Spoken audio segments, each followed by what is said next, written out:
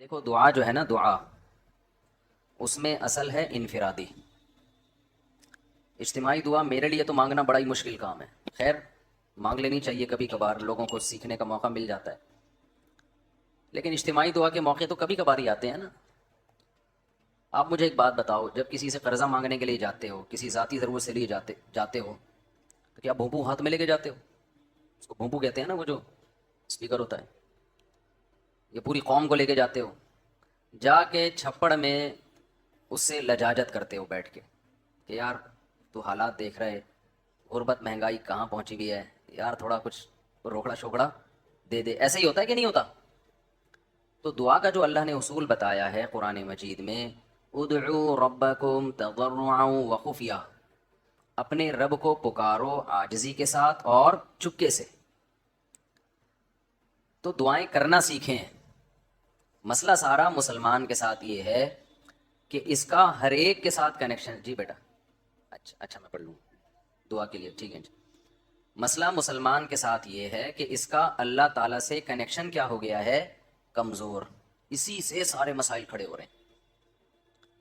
تو دیکھو آج کے اس بیان میں نا، جو بات سیکھنے کی ہے میرے لیے بھی آپ کے لیے بھی، جو میں جتنی باتیں کرتا ہوں، میں اس میں سب سے پہلے اپنے آپ کو خطاب کر رہا ہوں. میرا کبھی یہ دعویٰ نہیں ہے کہ جو باتیں میں کر رہا ہوں تو وہ مجھے ضرورت ہی نہیں ہے. اور بھائی میں سب سے پہلے اس کا خود محتاج ہوں کہ اللہ مجھے عمل کی توفیق دے.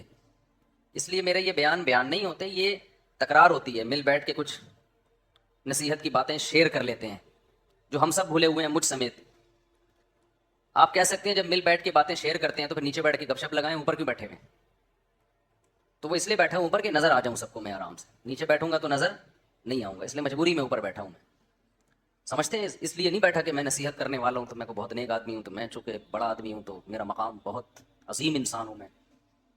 عظیم تو قیامت میں پتہ چلے گا بھائی، عظیم کون ہے اور وسیم کون ہے. یہ کب پتہ چلے گا؟ قیامت میں پتہ چلے گا عظیم کون ہے اور وسیم کون ہے. دنیا میں تو کچھ بھی ہو سکتا ہے. تو اس لیے ہمارا سب سے بڑا مسئلہ کیا ہے؟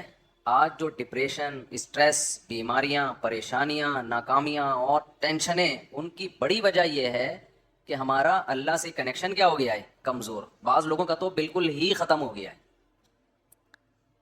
اور اللہ نے جو ہمیں عبادتیں دی ہیں نا، تراویح کی عبادت، رمضان کی عبادت، ذکر اذکار کی عبادت، حج کی عبادت، عمرے کی عبادت، دعا کی عبادت، صدقات و خیرات کی عبادت، ان سب کا مقصد اللہ سے تعلق پیدا کرنا ہے. آج سب کچھ ہو رہا ہے مگر اللہ سے تعلق نہیں ہو رہا. یہ بڑا مسئلہ ہے. دیکھو ہمارے ایک دوست تھے، ان کے یہاں اللہ تعالیٰ معاف فرمائے کوئی واقعہ ہوا گھر میں خودکشی کا. بے روزگاری کی وجہ سے کسی نوجوان نے خودکشی کی. اللہ تعالیٰ اس نوجوان کی مغفرت کرے، بہرحال کبیرہ گناہ ہے لیکن دعائیں مغفرت تو کرنی چاہیے. مجھے جب اطلاع ملی میں نے ان کے والدین کو سمجھایا. وہ بہت ٹینشن میں آئے نا ماں باپ، کہ ہم نے بھی تانے دیے تھے اس کو بے روزگاری کے، تو اس کی ٹینشن اس نے زیادہ لے لی ہے. میں نے کہا یہ ٹینشن زیادہ لینے والی بات بالکل غلط. بات یہ ہے کہ ہم نے اپنی ضرورتوں کے دائرے بہت زیادہ وسیع کر لیے ہیں، کیونکہ ہمارا اللہ سے کنیکشن نہیں. اب چاہتے ہیں کہ سب کی توندیں فل بھریں، پیٹ بھریں، گھر بڑے بڑے ہوں، گاڑیاں سب کے پاس ہوں، بینک بیلنس سب کے بھرے ہوئے ہوں، بالکل عیش کی زندگی ہو، کوئی ٹینشن نہ ہو.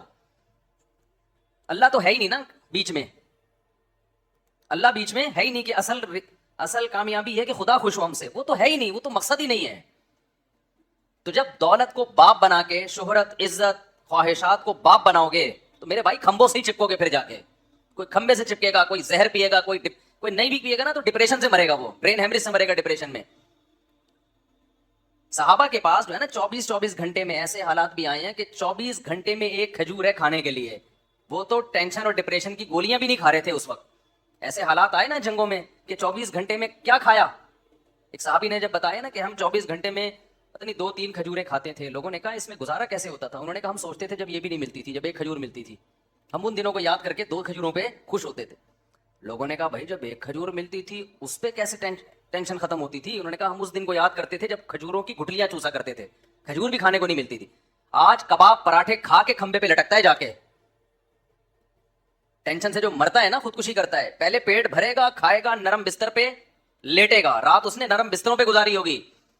میرے بھائی اللہ سے تعلق پیدا کرنا صرف آخرت کے لیے ضروری نہیں ہے، دنیا کے لیے پہلے ضروری ہے. دنیا آپ کی اچھی نہیں ہو سکتی جب تک اللہ سے تعلق بحال نہیں ہوتا.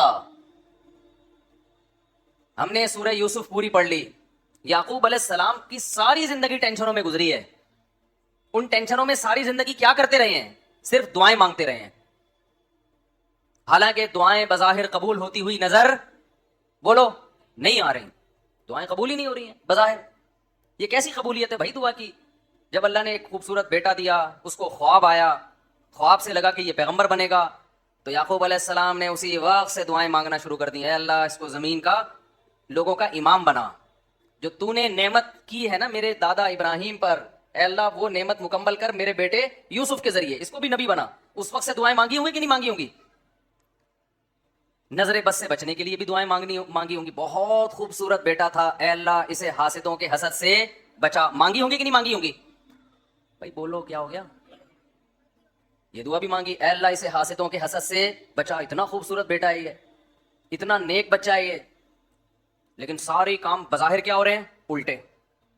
حسد بھی کھا رہی ہے، بھائیوں نے اٹھا کے کنویں میں ڈال دیا، اور باپ کی نظروں سے اوجھل. تو کیا کہا یعقوب علیہ السلام نے کہ میں خودکشی کروں گا؟ میرا بیٹا کہاں ہے بھائی؟ تم نے جو کرتا لا کے دیا مجھے جس پہ جھوٹا خون لگا ہوا ہے، یہ جھوٹ بول رہے ہو.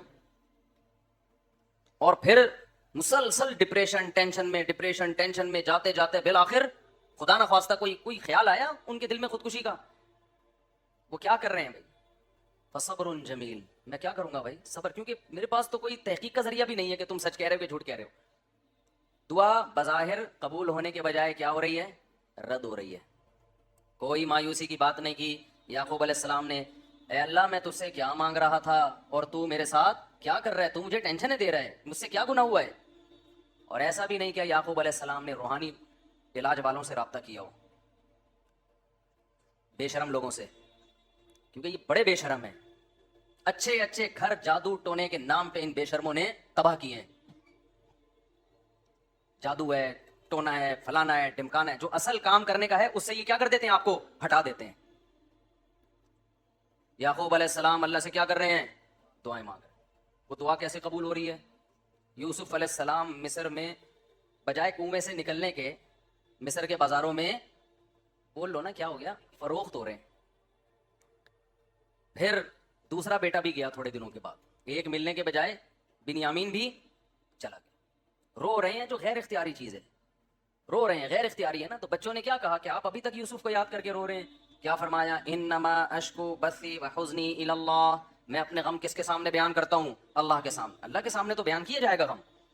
وَأَعْلَمُ مِنَ اللَّهِ مَا لَا تَعْلَمُونَ. میں اللہ کے بارے میں وہ کچھ جانتا ہوں جو تم نہیں جانتے. ناکامیوں کے نقشے میں کامیاب کرنا کس کا کام ہے؟ اللہ کا کام. مایوس نہیں ہوں، جو ہو رہا ہے میرے حق میں بہتر ہو رہا ہے، اگرچہ مجھے سمجھ میں نہیں آ رہا. تصور نہیں تھا نا بادشاہ بنا کے اللہ ملائے گا. ان کے مسائل خدا کی قسم ہمارے مسائل سے کئی گنا زیادہ تھے. میں مانتا ہوں بے روزگاری ہے، مہنگائی ہے، پھر بھی پراٹھے کھا رہے ہیں لوگ اس مہنگائی میں بھی. پھر بھی زیادہ کھا کے مر رہے ہیں، کم کھا کے نہیں مر رہے لوگ. اور جو کم کھانے والے ہیں، جو واقعی غریب ہیں، ان کے یہ مسائل بھی نہیں ہیں، انہیں صبر آ رہا ہے. زیادہ تر عیش پرست لوگ ہیں جن کو صبر نہیں آتا. تو یہ سارے مسائل کس کی وجہ سے میرے بھائی؟ اللہ سے تعلق نہ ہونے کی وجہ سے. حضرت مولانا اشرف علی تھانوی رحمہ اللہ نے بڑی پیاری بات لکھی. ایک مرید نے نا ان کو لکھ کے دیا کہ مجھ سے گناہ نہیں چھوٹتا، گناہ کرتا ہوں توبہ کرتا ہوں، گناہ کرتا ہوں توبہ چھوٹ نہیں رہا. حضرت توبہ کر کر کے تھک گیا. انہوں نے فرمایا کرتے رہو، اس توبہ کی وجہ سے تعلق تو بحال ہے نا اللہ کا. چلو محبت کا تعلق نہیں، معذرت کا تعلق تو ہے، ایکسکیوز کا تعلق تو ہے. نہیں آئی میرا خیال ہے بات سمجھ میں. ایک تعلق ہوتا ہے اطاعت کا تعلق، فرما برداری کا تعلق. اصل تو یہ تعلق ہے کہ آپ اللہ کے فرما بردار بن کے رہیں. اور ایک تعلق ہوتا ہے فرما بردار نہیں ہے لیکن معذرت کر رہا ہے بار بار، تعلق تو ہے نا. اور ایک ہے کہ تعلق ہی نہیں ہے، نہ اطاعت کر رہا ہے نہ اللہ سے معافیا مانگ رہا ہے. آج مسلمان کا بہت بڑا مسئلہ کیا ہے کہ اللہ کو اس نے اپنی ڈکشنری سے نکالا. اب چند رسومات میں تو اللہ رہ گیا ہے، چند رسومات میں، لیکن ایسا مضبوط تعلق نہیں ہے کہ یہ اللہ آپ کو ڈپریشن سے نجات دے دے، یہ اللہ آپ کی ٹینشنیں دور کر. دیکھو جب آپ ٹینشن میں ہوتے ہیں، کوئی محبوب دوست مل کے آپ کے ساتھ ٹینشن شیئر کر لے تو آپ کو خوشی ہوتی ہے نا. آپ کہتے ہیں یار تمہاری وجہ سے میرا غم کیا ہو گیا ہے؟ ہلکا ہو گیا. تو اللہ کی وجہ سے غم ہلکا کیوں نہیں ہو رہا؟ اس کا مطلب اللہ دوست ہی نہیں ہے، تعلق ہی نہیں ہے اللہ سے. تو خوب سمجھ لو رمضان اللہ نے کیوں دیا؟ اللہ سے تعلق پیدا کرنے کے لیے. جتنی عبادتیں ہیں بھائی تم اللہ سے کوئی دوستی لگاؤ، راز و نیاز کیا کرو اللہ تعالیٰ سے. تو اللہ سے جو دوستی ہے نا اور تعلق ہے، اس میں سب سے زیادہ پاورفل چیز کیا ہے؟ وہ ہے دعا۔ آج میں نے دیکھا ہے لوگ نماز پڑھ لیتے ہیں کسی نہ کسی درجے میں، تلاوت کر لیتے ہیں کسی نہ کسی درجے میں، صدقات و خیرات بھی ٹوٹے، ویسے تو نہیں ہو رہے جیسے ہونے چاہیے، لیکن چلو ٹوٹے ٹوٹے صدقات و خیرات بھی ہو جاتے ہیں، عمرہ بھی کر لیتے ہیں، پیسہ اللہ دے دے، حج بھی کر لیتے ہیں، اللہ سے مانگنے کا شوق ختم، بس ایک فارمیلٹی پوری ہوتی ہے اجتماعی دعاؤں میں، اجتماعی دعائیں ہوتی ہیں نا، اس میں آ رہے ہیں، اب تو بینر بھی لگ رہے ہوتے ہیں ہمارے یہاں، رو رو کے دعائیں مانگی جائیں گی، یعنی یہ بھی ایک انٹرٹینمنٹ کا ذریعہ بن گئی یہ چیز۔ میں کسی کی نیت پہ شبہ نہیں کر رہا، ٹی وی میں پروگرام دیکھ لو پہلے، کئی اب پتہ نہیں آ رہے ہیں کہ نہیں آ رہے، باقاعدہ ٹھیے لگ رہے ہیں، ٹھیک ہے نا، اور پورا ایک انٹرٹینمنٹ ہو رہی، پورے سال خدا کے سامنے کبھی آنسو بہانے کا موقع کی توفیق نہیں ہوتی، گڑ گڑانے کی توفیق نہیں ہوتی، بہت بڑی دل کے اجڑنے کی دلیل ہے۔ تو جتنے یہاں پر لوگ بیان سننے آئے ہوئے ہیں، اعتکاف میں آئے ہوئے ہیں، نیت کریں کہ اس دل جس میں وحشت پیدا ہو چکی ہے اللہ سے، دل کی اس وحشت کو ختم کرنا ہے۔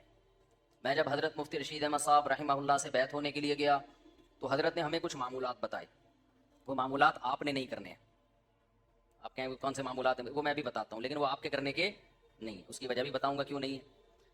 تو حضرت نے فرمایا کہ رات کو کسی بھی وقت قبلہ رخ ہو کے بیٹھ جایا کریں، جیسے بیٹھنا سہولت سے ممکن ہو، یعنی جس پوزیشن میں بیٹھنے میں سہولت۔ پھر کیا کرنا ہے؟ 10 دفعہ درود شریف پڑھنا ہے نبی صلی اللہ علیہ وسلم کے احسانات کو سوچ کے، پھر 10 دفعہ استغفار پڑھنا ہے اپنے گناہوں کو یاد کر کے، اور پھر ایک مراقبہ کرنا ہے۔ مراقبہ کیا؟ کہ اگر آپ کسی جگہ خوبصورت باغیچہ لگانا چاہتے ہیں، خوبصورت پھول لگانا چاہتے ہیں، پھلدار درخت لگانا چاہتے ہیں، تو پہلے وہاں سے جھاڑیاں صاف کرنی پڑیں گی کہ نہیں کرنی پڑیں گی؟ بولو نا۔ خواتین خوب غور سے بیان سنیں، آج کل خواتین میں بھی گھروں میں معمولات کا رواج ختم، موبائل آ گیا ہے ہاتھ میں۔ ہم اپنی دادیوں نانیوں کو دیکھتے تھے، مسلح سے محبت تھی ان کو۔ آج ہم عصر کے بعد نا بات کر رہے تھے کہ فٹنس، فزیکل فٹنس کی نا، مجھ سے اکثر لوگ آ کے پوچھتے ہیں آپ اتنے باریک کیوں ہیں؟ ٹھیک ہے، تو میں تو کوئی خاص کوئی نہ کوئی بہت زیادہ ایکسرسائز ہیں، پراٹھے پراٹھے پھوڑتا رہتا ہوں۔ تو میں بتا رہا تھا کہ پہلے زمانے کے لوگ تو کوئی ٹریننگ نہیں تھی، کوئی فزیکل فٹنس کی چیزیں نہیں تھی، پھر بھی فٹ تھے۔ تو مجھے اپنی دادی یاد آ رہی تھی۔ اب آج خواتین واکنگ بھی کرتی ہیں، جاگنگ بھی کرتی ہیں، جم بھی جا رہی ہیں، میں اس کے خلاف نہیں ہوں، پردے کے ساتھ کیا جا سکتا ہے، کیونکہ گھر میں اور تو کچھ ہو نہیں رہا، تو پھر تو کھا بڑی اسپیڈ سے رہی ہیں، تو پھر وہی ہوگا نا جو مردوں کے ساتھ ہو رہا ہے، جو عورتوں کے ساتھ ہو رہا ہے، پٹ پٹا کے دھماکے کے ساتھ اطلاع آ جاتی ہے، ایک دن آج یہ دنیا سے چلے گئے۔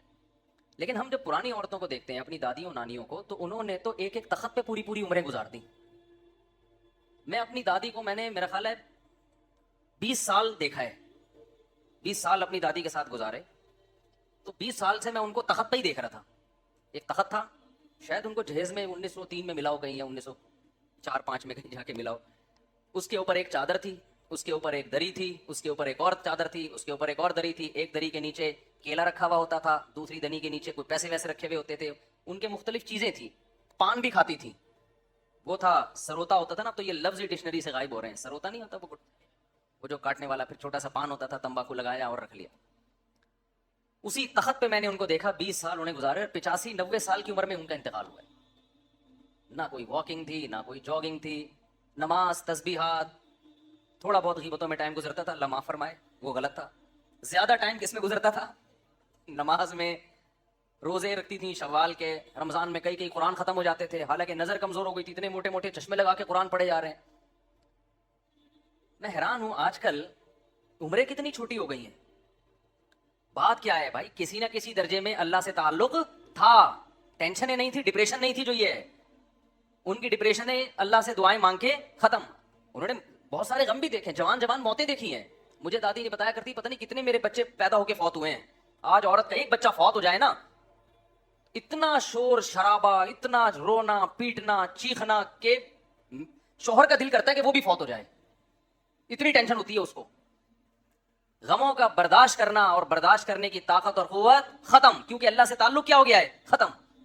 پہلے بڑے آرام سے ایک جملہ، بھائی ما قدر اللہ، یہ دیا، یہ اولاد دی اللہ نے، لینے والا کون ہے؟ وہ بھی اللہ، اس کی مرضی لے لی، تھوڑا بہت روئے، اس کے بعد نارمل۔ تو وہ میں واقعہ سنا رہا تھا نا، ہمارے حضرت فرمایا کرتے تھے کہ یہ سوچا کریں، نہیں 10 دفعہ درود شریف پڑھا، 10 دفعہ استغفار، اس کے بعد تھوڑی دیر مراقبہ۔ مراقبہ وہ نہیں جو مراقبے سینٹر کھلے ہوئے ہیں، ٹوپی ڈرامہ پتہ نہیں کیا کیا گھما رہے ہوتے ہیں, کشف کرامت وغیرہ چیزیں دکھا رہے ہوتے ہیں. مراقبہ کا مطلب اس کا استحضار کریں. ایک مثال سوچیں کہ جب کسان کو کوئی خوبصورت باغیچہ لگانا ہوتا ہے تو پہلے زمین سے جھاڑیاں اور کانٹے دار پودے صاف کرتا ہے. ایسے ہی نہیں لا کے کاشتکاری کر دی جاتی اچھی چیزوں کے لیے. جھاڑیاں اور خاردار پودے لگانے کے لیے ٹریکٹر چلانے کی ضرورت نہیں ہے, وہ خود بخود اگ جاتے ہیں. سیب, انار, انگور, ناشپاتی, گندم, چاول, یہ چیزیں لگانے کے لیے کیا چاہیے؟ جلدی جلدی میں مختصر بیان کرنے کا میرا ارادہ ہے, اگر آپ میرا ساتھ دیں تاکہ بات بیٹھ جائے دماغ کے اندر. تو یہ چیزیں لگانے کے لیے کیا چاہیے بھائی؟ پہلے جھاڑیاں صاف کی جائیں گی, اس کے بعد پھول لگتے ہیں. تو حضرت فرمایا کرتے تھے, یہ سوچا کریں کہ میرے دل میں اللہ کی محبت کے پھول اس وقت تک نہیں لگیں گے جب تک دنیا کی محبت کی خاردار جھاڑیاں صاف نہیں ہوں گی. گاڑیوں کی محبت, پیسے کی محبت, شہرت کی محبت, عیاشی کی محبت, میرا بحریہ ٹاؤن میں پلاٹ کیوں نہیں ہے, میرے پاس اتنا پیسہ کیوں نہیں ہے, میں بہت اچھے اسکول میں کیوں نہیں پڑھ پا رہا, میں بہت اچھی یونیورسٹی میں کیوں نہیں پڑھ پا رہا, میں ابھی تک انڈا موڑ پہ کیوں بیٹھا ہوا ہوں, ڈیفینس میں گھر کیوں نہیں ہے میرا. یہ مردار ہے بھائی, بے وفا چیزیں ہیں جن سے آپ نے دل لگایا ہوا ہے, روٹنے والی چیزیں ہیں جو اتنے بڑے بڑے ترقی کر کے کہاں کہاں پہنچ گئے, تھوڑے دن میں کہاں جاتے ہیں وہ, قبر کے اندر کیڑے کھا رہے ہوتے ہیں ان کی لاشوں کو. جا کے دیکھا کرو نا, جا کے دیکھ لیا کرو, مرے ہوئے ہوتے ہیں, سڑے ہوئے, بو آ رہی ہوتی ہے ان کے اندر سے. ہمارے ایک جاننے والے, انہوں نے بتایا کہ آپ سے ایک سیٹھ صاحب ملاقات کرنا چاہتے ہیں. بہت بڑے سیٹھ, وہ بلڈر تھا, بہت بڑا, بہت ہی بڑا بلڈر. تو انہوں نے مجھے 2-3 دفعہ آپ سے ملنا چاہتے ہیں. میں نے کہا ملنے, کہتے نہیں بھائی وہ اصل میں ان کی سیکیورٹی بہت ہے, تو وہ کیونکہ بہت زیادہ پیسہ ہے تو سیکیورٹی بھی اسی حساب سے, جتنا زیادہ پیسہ آتا ہے نا, پیسے کا گراف جتنا اوپر جاتا ہے موت کا خطرہ بھی اسی حساب سے اتنا. عزت اور شہرت, یہ دو چیزیں ایسی جتنی بڑھیں گی موت کا خطرہ اتنا ہی بڑھے گا. جو غریب آدمی اور مشہور بھی نہ ہو, وہ ٹرک کے نیچے آگے بھی نہیں مرتا, میں نے اکثر دیکھا, پھر بھی بچ جاتا ہے, پھر بھی کہیں نہ کہیں سے بچ ہی جائے گا وہ. جتنی عزت بڑھتی چلی جائے گی نا آپ کی, اور جتنا پیسہ آتا چلا جائے گا, موت کا چانس اسی حساب سے, کیونکہ حاسدین بڑھتے چلے جاتے ہیں. تو انہوں نے مجھے بتایا کہ بھائی وہ اتنا پیسے والا بلڈر ہے, وہ یہ فلانا پروجیکٹ اس کا چل رہا ہے, فلانا پروجیکٹ اس کا چل رہا ہے, تو مفتی صاحب جانا پڑے گا, وہ بہت عقیدت مند ہے آپ کا, تو جانا پڑے گا. ایکچولی وہ بڑا پروٹوکول ہوتا ہے ان لوگوں کا. میں نے کہا چلو, آپ اتنا اصرار کر رہے ہیں اور آپ کے تعلق ہے میرا, میں تو آپ کو جانتا ہوں, اس کو تو نہیں جانتا, آپ سفارش کرنے تو مل لوں گا. تھوڑے دن میں انہوں نے مجھے بتایا کہ بھائی اس کا انتقال. کیا ہو گیا بولو؟ انتقال. بھائی کل پرسوں تو ملاقات کی باتیں ہو رہی تھی. انہوں نے کہا بس وہ ہارٹ اٹیک ہوا اور دار فانی سے ہمیشہ کے لیے چلے. اب اتنا بڑا آدمی, ہارٹ اٹیک اتنے آرام سے ہوتا نہیں ہے. یہ ہم غریبوں والے حساب نہیں ہوتے. ان کی cholesterol level, lipid profile, blood pressure, مشینیں ان کے ساتھ ساتھ چلتی ہیں. غریب آدمی کو تو جب رگ پھٹتی ہے تو پتہ چلتا ہے, 6 مہینے بعد پتہ چلتا ہے کہ ہوا کیا تھا اس کے ساتھ, کیونکہ کوئی ٹیسٹ, کوئی رپورٹ ہے اس کے پاس, بولو نا, ہوتی نہیں ہے. گٹکے کھا کھا کے منہ کے کینسر کو بھی چلاتے رہتے ہیں کئی سال تک. یہ گٹکے بھی غیر معیاری ہیں نا ان کے. تو یہ جو اتنا مالدار آدمی اچانک سے اس کی موت ہو گئی, تو آپ کا کیا خیال ہے, یہ اچانک ہو گئی ہوگی؟ بھائی ان کو تو رپورٹیں ان کے پاس ہوتی ہیں, شوگر چیک کرنے کی مشینیں ہر وقت, 2-4 ڈاکٹر ہر وقت. پھر بھی اللہ بتاتا ہے جب موت کا وقت آتا ہے, سیکنڈوں کے اندر موت دیتا ہوں میں. میں اکثر ایک مثال میں, بیان میں ایک مثال دیتا ہوں. دیکھو جتنے بھی پیغمبر دنیا سے گئے, سے ہمیں یہی پتا چلتا ہے کہ جیسے نارمل کسی کی موت ہوتی ہے, بیمار ہوتے ہیں, بستر پہ جاتے ہیں, کچھ وقت کے بعد ان کی ڈیتھ ہو جاتی ہے. ہمارے نبی صلی اللہ علیہ وسلم کے ساتھ بھی ایسا ہوا. آپ کو بخار ہوا, چند دن بخار چلا, پھر اسی میں آپ صلی اللہ علیہ وسلم کی وفات ہوئی. لیکن سلیمان علیہ السلام کی وفات کا واقعہ بڑا عجیب ہے. سلیمان علیہ السلام جو تھے نا, ان کی وفات کیسے ہوئی ہے؟ اللہ نے سلیمان علیہ السلام کو اتنی بڑی حکومت دی, تخت ان کے تابع بنا دیا, ہوائیں ان کے تابع کر دی, 100 بیویاں معذرت کے ساتھ. اتنا ظاہر ہے جب بہت پیسہ, صحت بھی, محلات بھی, ملکہ سبا مسلمان ہو گئی, آ کے اتنی بڑی حکومت مل گئی بیٹھے بیٹھے, اتنے وسائل, اور جنات پر روب سلیمان علیہ السلام. اور قرآن کے الفاظ کیا ہے, فلما قضینا علیہ الموت, سلیمان علیہ السلام نے ایسے لاٹھی یوں رکھ کے بیٹھے ہوئے ہیں اور تعمیراتی کام کروا رہے ہیں. یہ جو احرام مصر ہے نا, کوئی بھروسہ نہیں ہے جنات نے بنایا, کیونکہ یہ عجائب دنیا کا ایک عجوبہ اسی وجہ سے ہے کہ سائنسدان اور ماہرین حیران ہیں کہ یہ بغیر جوڑ کے اتنی بڑی بڑی اینٹیں کون سی کرینوں نے لا کے یہاں رکھی ہیں. تو این ممکن ہے جنات نے اٹھا کے پہاڑوں پہ رکھ دی ہوں. تو کوئی چیز کسی سے نہ اٹھ رہی ہو نا, وہ ایک ہاتھ, چلو یار پھر بیان میرا ہٹ جاتا ہے, پورا جو ٹاپک چینج ہو جاتا ہے. اچھا, تو لیکن سلیمان علیہ السلام کی موت کیسے ہوئی ہے؟ لاٹھی زمین پہ, اور ایسے روپ کے ساتھ کرسی سے ٹیک لگا کے بیٹھے ہوئے اپنی نگرانی میں کام کروا رہے ہیں. مزدور لگے ہوئے ہیں ٹینشن میں, اور جنات بھی ٹینشن میں نا, محنت مزدوری کا کام کر رہے ہیں. قرآن کہتا ہے فلما قضینا علیہ الموت, ہم نے وہیں بیٹھے بیٹھے سلیمان کی روح کو قبض کر لیا.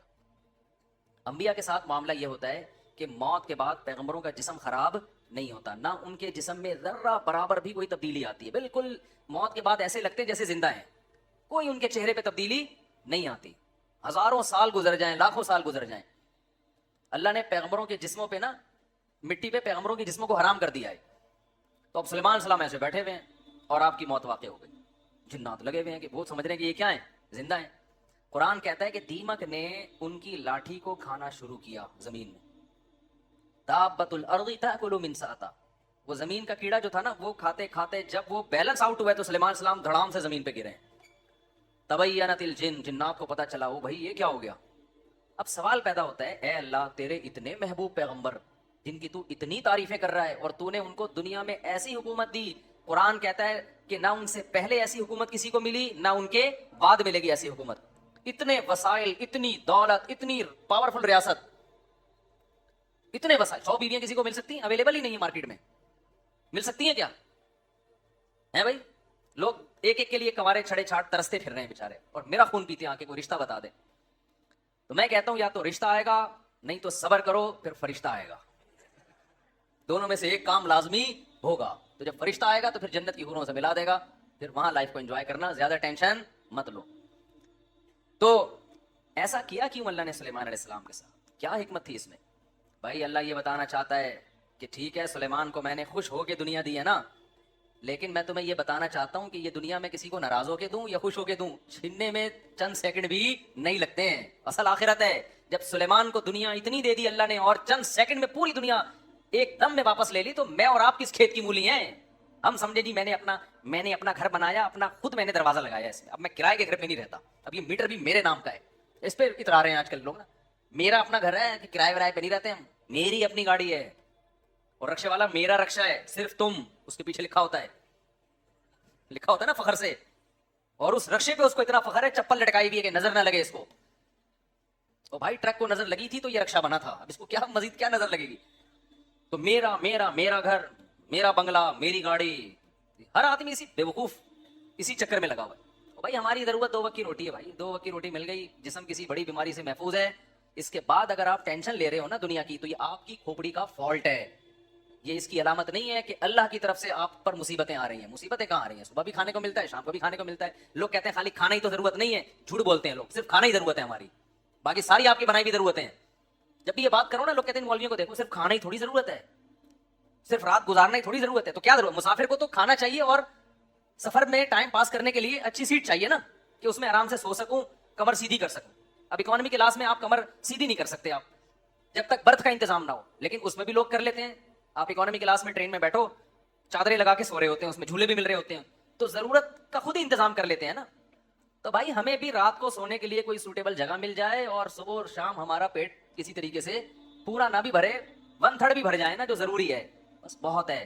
اس کے آگے ساری غریبیاں ہیں، ان غریبیوں کے ملنے پہ خوش ہوا کرو، لیکن نہ ملنے پہ ٹینشن نہ لیا کرو۔ نہ ملنے پہ اگر ٹینشن ہو رہی ہے تو یہ دنیا مردار کے عاشق ہونے کی علامت ہے، اور جس دل میں دنیا مردار کی محبت آئے گی، اللہ کی محبت کا تو سوال ہی پیدا نہیں ہوتا۔ یہ 2 محبتیں ایک دل میں جمع نہیں ہو سکتی، تو اس گند کو پہلے دل سے نکالنا پڑے گا۔ جیب سے نہیں نکالو دنیا کو، دل سے نکالو۔ سمجھ رہے ہو کہ نہیں سمجھ رہے؟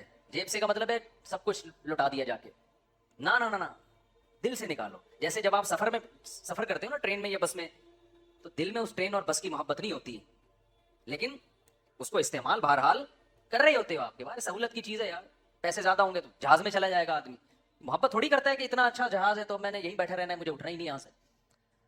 تو میں وہ بتا رہا تھا ہمارے حضرت کیا فرمایا کرتے تھے کہ جب بیٹھو تو 10 دفعہ استغفار، گناہوں کی معافی، 10 دفعہ درود شریف، پھر کیا کرنا ہے؟ یہ بہت اہم اس میں سبق ہے، اس لیے میں یہ بتا رہا ہوں کہ کیا یہ ہمیں نصیحت کرتے تھے۔ پھر کیا کرنا ہے؟ یہ مراقبہ کرنا ہے کہ جب تک کسی باغیچے سے جھاڑیوں کو صاف نہ کیا جائے، پھول بوٹے اس میں پیدا نہیں ہوتے، تو جب تک دل میں دنیا کے جو گٹر اور دنیا کے محبت کے جو گٹر ابل رہے، اس کو گٹر ہی کہا کرو، دنیا مردار کی محبت کے کیا یہ گٹر ہے، دنیا مردار کی محبت کے گٹر یہ جب تک بند نہیں ہوں گے، اللہ کی محبت کے چشمے نہیں پھوٹیں گے۔ ایک ہی سوراخ سے گٹر کا پانی بھی نکل رہا ہو اور چشمہ بھی نکل رہا ہو، کبھی دیکھا آپ نے؟ بولو نا کیا ہو گیا بھائی؟ جس سوراخ سے چشمے نکلتے ہیں ان سے گٹر کے پانی نہیں نکلتے، اور جن سوراخوں سے کراچی میں تو الحمدللہ یہ مثال سمجھانے کی ضرورت ہی نہیں ہے، ہر سوراخ سے گٹر کا پانی نکل رہا ہے۔ تو کبھی آپ نے دیکھا چشمے ابلتے ہوئے کراچی میں؟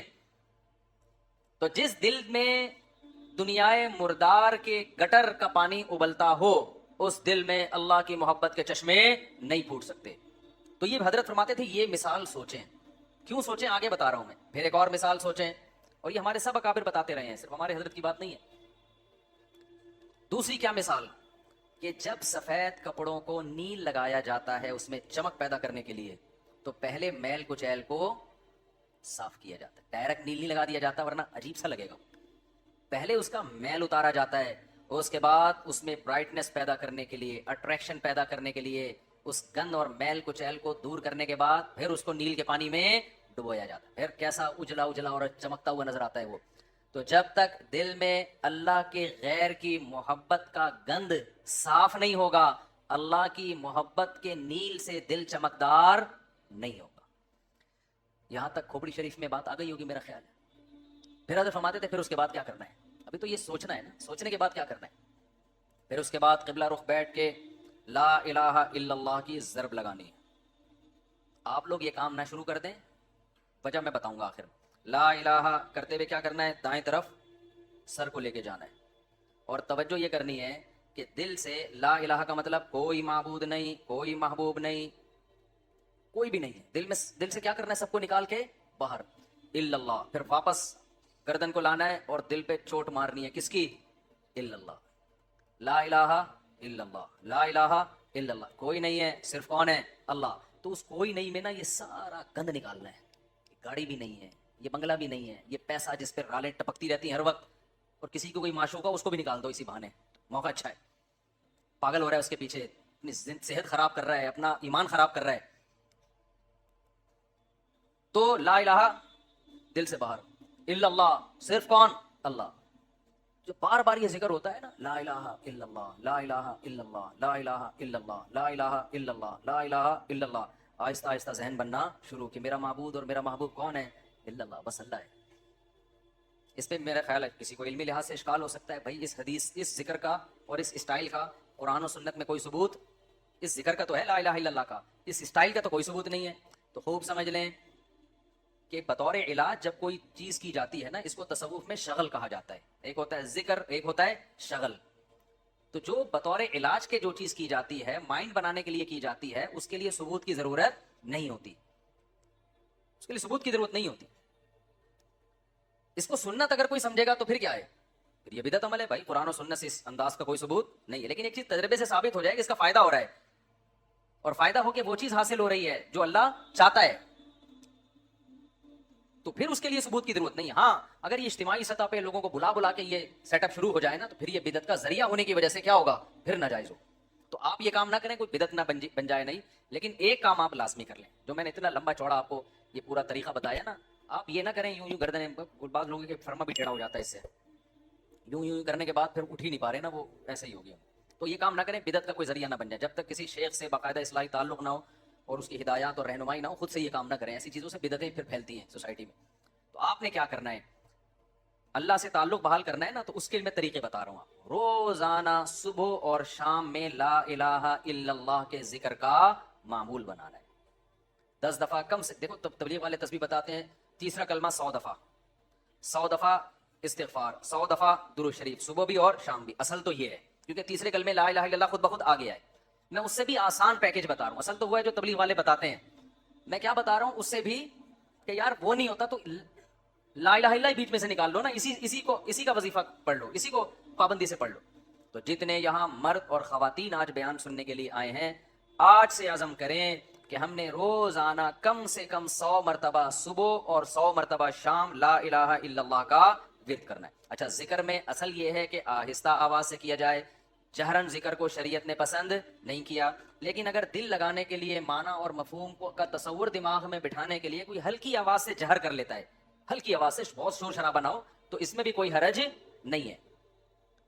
تو آپ نے کیا کرنا ہے؟ یہ 2 مثالیں صبح سوچنی ہے، صبح کے وقت کر لیں اور شام کے وقت کر لیں، بیٹھیں قبلہ رخ ہو کے، 10 دفعہ استغفار اپنے گناہوں کو یاد کر کے، 10 دفعہ درود شریف پڑھ لیا، اس کے بعد ہلکی آواز میں لا الہ، مزے لے لے کے ذکر کرنا ہے, ترخانہ نہیں ہے. 100 دفعہ نہیں ہو رہا نا, 50 دفعہ کر لو. وہ کام جو تھوڑا ہو پابندی کے ساتھ ہو, اللہ کو زیادہ محبوب ہے اس کام سے جو بہت زیادہ ہو لیکن اس کی پابندی نہ ہو. تو کیا کرنا ہے, ہلکی آواز سے لا الہ الا اللہ, لا الہ الا اللہ. اور تصور کوئی نہیں ہے, لا الہ کا مطلب اللہ قرآن میں کہتے ہیں افرأیت من اتخذ الہہ ہواہ, تم نے ایسے لوگ دیکھے جن کا معبود ان کی خواہشات ہیں, خواہشات کو اپنا خدا بنایا ہوا ہے. تو لا الہ میں آپ نے کیا تصور, میری خواہشات میرا خدا نہیں. جس کے دل میں بھی, وہ ہر آدمی کو پتا ہے مجھے کس سے زیادہ عشق چڑھا ہوا ہے آج, گاڑی سے زیادہ ہے, بنگلے سے زیادہ ہے, بحریہ ٹاؤن سے زیادہ ہے, یہ کس سے ہے, جو گھسا ہوا ہے نا دل کے اندر. کسی کو کسی چیز سے ہوتا ہے, کسی کوئی یہ جو عاشق ہوتے ہیں نا جن کو حرام عشق ہو جاتے ہیں, ان کو کہا جاتا ہے اس محبوبہ کا تصور کر کے دماغ سے نکالو جو حرام عشق ہے. سمجھتے ہو کہ نہیں سمجھتے؟ تو آج سے یہ وعدہ کرتے ہیں کہ نہیں کرتے, 10 دفعہ استغفار, 10 دفعہ درود شریف. پھر یہ مثال بھی سوچنی ہے کہ جب تک جھاڑیاں صاف نہ کی جائیں پھول بوٹے اس کھیتی میں پیدا نہیں ہوتے. تو میں نے بھی جب تک یہ گند اپنے دل سے نہیں نکالوں گا نا اس وقت اللہ کی محبت کے چشمے نہیں پھوٹیں گے. اسی نیت سے کہتا ہوں لا الہ کوئی نہیں ہے الا اللہ. صرف کون ہے, خدا کی قسم لا الہ الا اللہ اگر آپ نے چند مہینے کر لیا اتنا فائدہ ہوگا کہ آپ کی زندگی تبدیل ہو جائے گی. اور جتنے نفسیاتی ڈاکٹر جو آپ کو مختلف قسم کی ڈپریشنوں کے علاج بتا رہے ہیں نا سارے فیل ہیں اس کے سامنے, لیکن شیطان کرنے نہیں دیتا کام. 2 دن کریں گے صوفی بن کے بیٹھ جائیں گے, اس کے بعد یہ تو ایسی تو کچھ فائدہ تو ہو نہیں رہا. چھوڑو یار, اللہ کا نام لینے کی توفیق تو مل رہی ہے نا, فائدے کو مت دیکھو.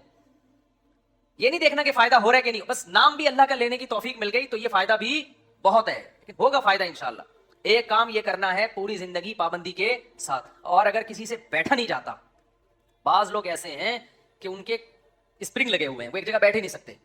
جہاں بیٹھیں گے اسپرنگ ان کو اٹھا کے دوسری جگہ لے جائے گا, وہاں بیٹھیں گے اسپرنگ اٹھا کے ان کو تیسری جگہ لے جائے گا, وہ بیٹھ ہی نہیں سکتے.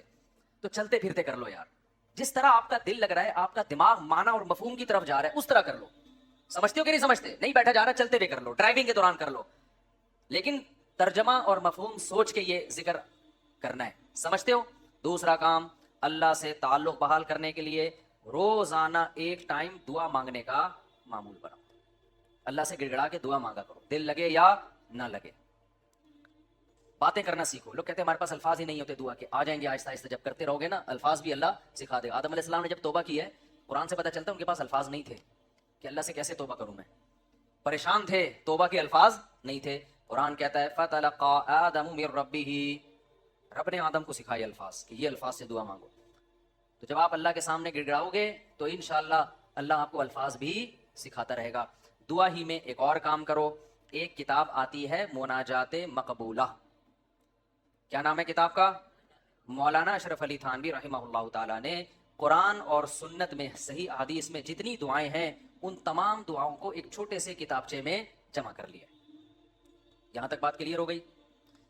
پھر کیا کیا ہے, اب ساری دعائیں روزانہ مانگنا تو بڑا مشکل ہے, تو بہت ساری دعائیں ہیں, تو انہوں نے ان ساری دعاؤں کو 7 حصوں میں ہفتے کے 7 دنوں میں ڈیوائڈ کر دیا ہے. اس سے وہ پڑھنا کیا ہو گئی ہیں, آسان. پھر لکھ دیا ہے ہفتے کی دعائیں, اتوار کی دعائیں, پیر کی دعائیں, منگل کی دعائیں, بدھ کی دعائیں, جمعرات کی دعائیں, جمعے کی دعائیں. تو جہاں جمعے کی دعائیں سٹاپ ہو رہی ہے وہیں سٹاپ کر دو, کیونکہ اب جو مناجات مقبولہ مل رہی ہے اس میں پھر لوگوں نے اپنی غریبیاں بھی بہت آگے لگا دی.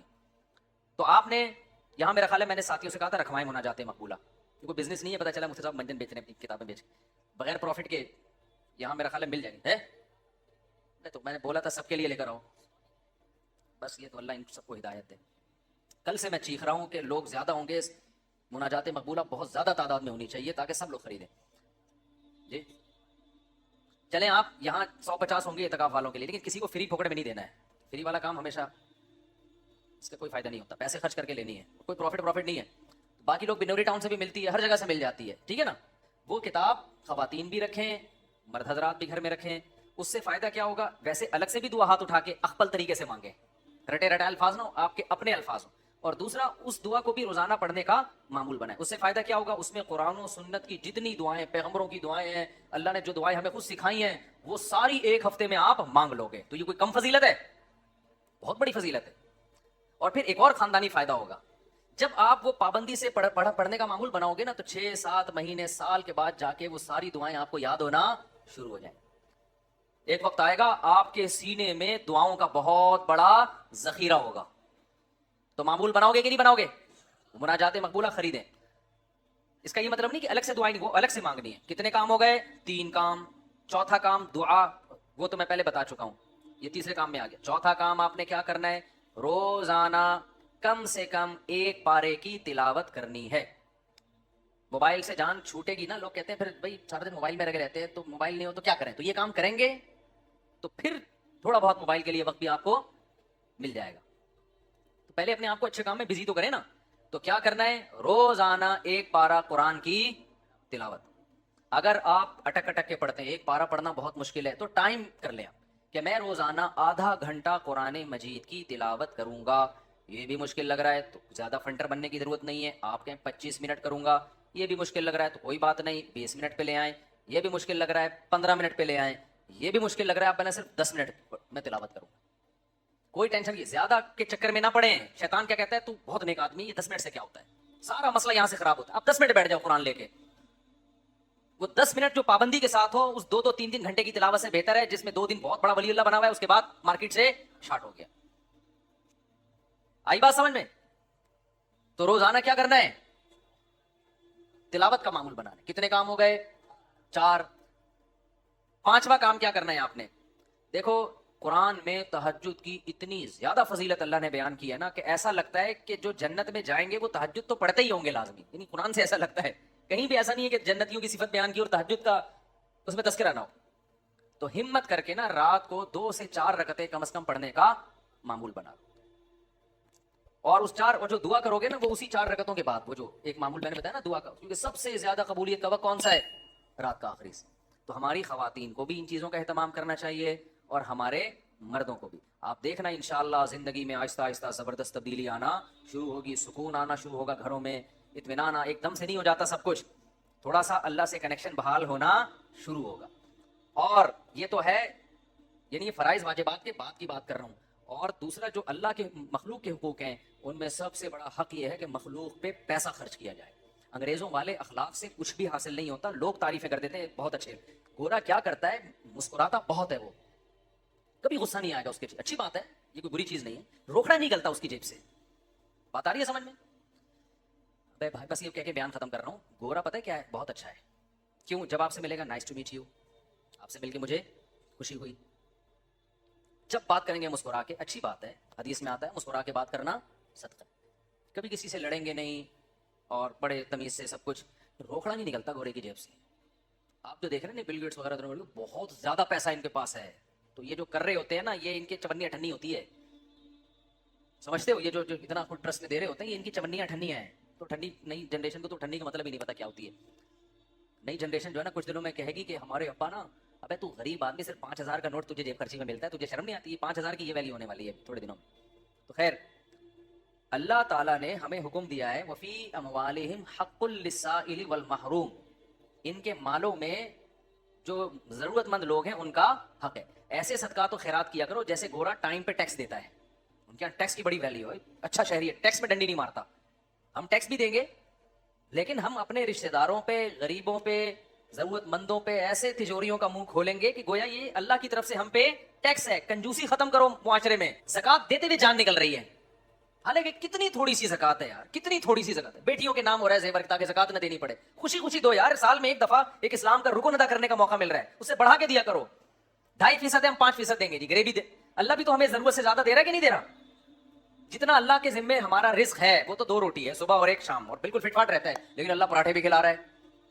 اللہ ہم تختوں پہ بھی سو سکتے ہیں, لیکن اللہ نے سونے کے لیے ہمیں کیا دیے ہوئے ہیں؟ گدے دیے ہوئے ہیں. ہر چیز ہمیں اللہ نے, ایک جوڑا ہمارا گزارے کے لیے کافی ہے جو سطر کو ڈھانپ لے, لیکن پیٹیاں کھولو پوٹلوں کے پوٹلے نکل کے گریں گے نیچے. تو میرے بھائی اللہ کیا ہمیں ترسا ترسا کے دیتا ہے؟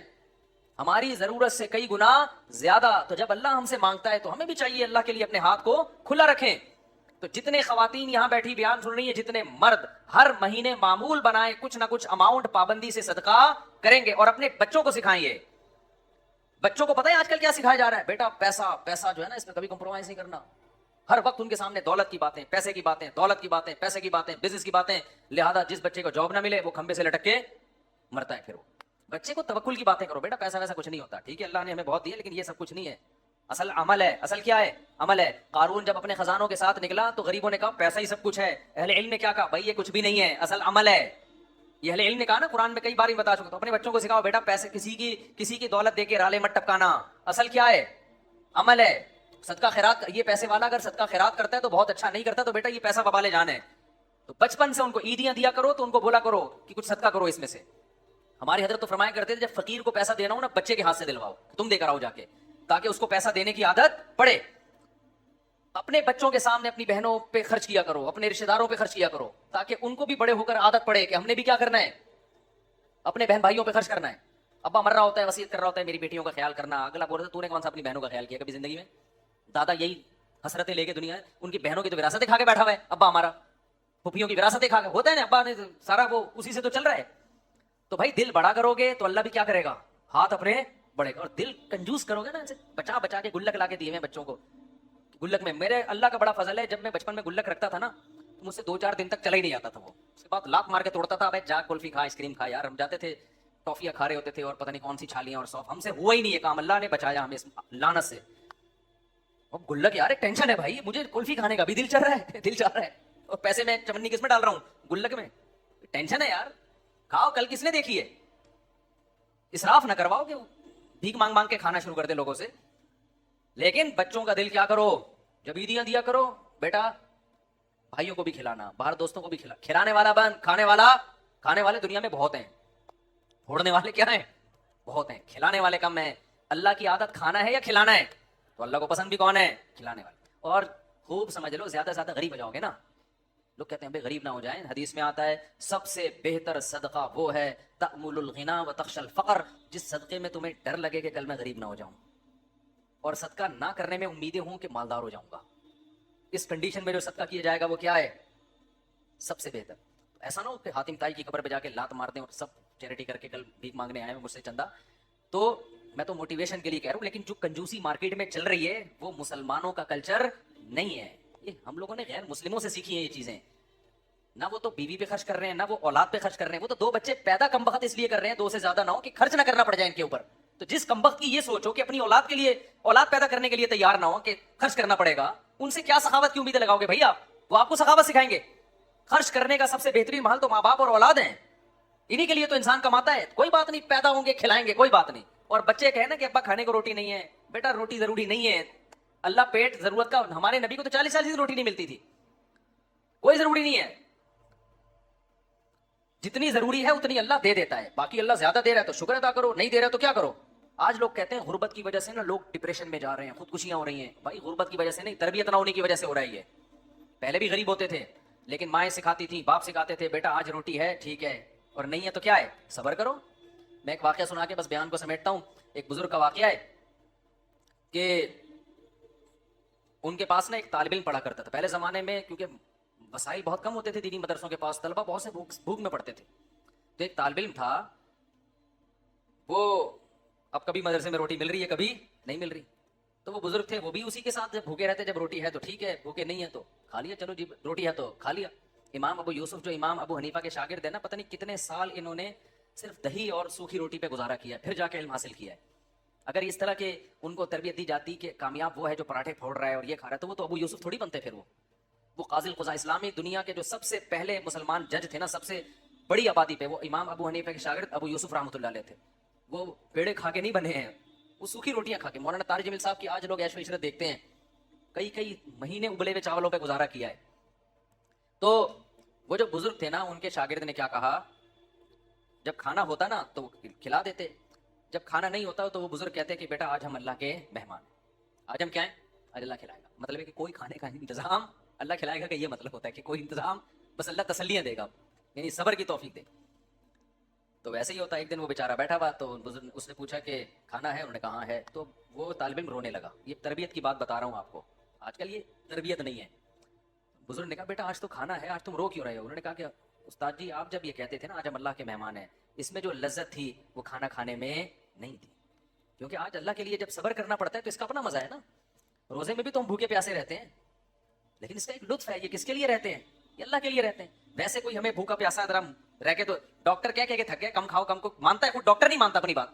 ادھر میں بیٹھا ہوا تھا, میں طلبا کو نا یہاں لڑکوں کو سمجھا رہا تھا, دیکھو بریانیاں شریانیاں نہیں پھوڑا کرو, ایکچولی ہماری ڈائٹ یہ ہونی. میں بہت زبردست کھانا آیا, میں نے بھی پھوڑ دی بیٹھ کے. مجھے خود یاد نہیں تھا کہ میں ابھی تھوڑی دیر پہلے نصیحتیں کیا کر رہا تھا, ابھی پرسوں کی بات ہے. تو یہ مجھے کہنے لگے آپ تو سمجھا رہے تھے یہ کھاؤ. میں نے کہا بھائی اس تقریر کو الگ رکھ, کھانے کے بعد دوبارہ ہم اس پہ ڈسکس. ابھی بھوک لگ رہی ہے پھوڑنے تھے. تو بھائی جو سمجھا رہا ہوتا ہے وہ بھی پھوڑتا ہے, ڈاکٹر خود پھوڑ رہے ہوتے ہیں.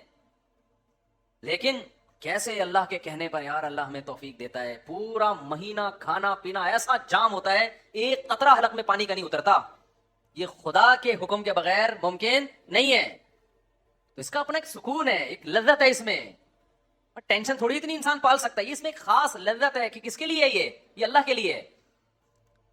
تو یہ جو میں نے آپ کو معمولات بتائے ہیں, کوشش کریں گے نا اس پر عمل کرنے کی. صدقہ بھی کرنا ہے, خیرات بھی کرنا ہے, اور خواتین نے بھی خیرات کرنا ہے. نبی صلی اللہ علیہ وسلم نے خواتین کو الگ سے حکم دیا کہ تم صدقات و خیرات کی کرو اور اس آگ سے بچو جس سے بچنے کا اللہ نے حکم دیا. خواتین کہیں گے ہم کہاں سے صدقہ خیرات کا معمول بنائیں. بھائی آپ صدقہ خیرات کا ایسے معمول بنائیں کہ اگر کوئی پاکٹ منی شوہر کی طرف سے ملتی ہے اس کو تھوڑا بچا لیا کریں کہ بھائی اتنا میرا ہے, باقی کیا کرنا ہے. یا اگر کوئی سورس آف انکم ہے اس میں سے کچھ خاص کر لیں. یا یہ بھی نہیں ہے, کچھ بھی نہیں مل رہا, تو نبی صلی اللہ علیہ وسلم نے فرمایا جو عورت شوہر کے پیسے صدقہ کرے شوہر کی اجازت سے, اپنے پاس صدقے کے لیے کچھ بھی نہیں ہے, شوہر سے یہ کہے کہ میں نے فلاں کو صدقہ کرنا ہے, میرے پاس پیسے نہیں ہے, آپ مجھے اتنے پیسے دے دو تاکہ مجھے صدقے کا ثواب مل جائے. شوہر انسان کا بچہ تھا, اتفاق سے اس نے بھی کچھ پیسے نکال کے بیگم کو دے دیے کہ چل بھائی تیرے پاس نہیں ہے تو میں تجھے دے دیتا ہوں. تو نبی نے فرمایا کہ شوہر کو بھی مکمل ثواب ملے گا صدقے کا, اور عورت کو بھی مکمل, حالانکہ پیسہ عورت کا خرچ نہیں ہو رہا ہے. سمجھتے ہو کہ نہیں سمجھتے ہو؟ تو اس لیے بھائی اس صدقات و خیرات کا معمول بناؤ, اس کی عادت ڈالو. یہ چند معمولات ہیں جو ہم نے پورے سال پابندی سے کرنے. اللہ تعالیٰ سمجھنے کی, عمل کی توفیق عطا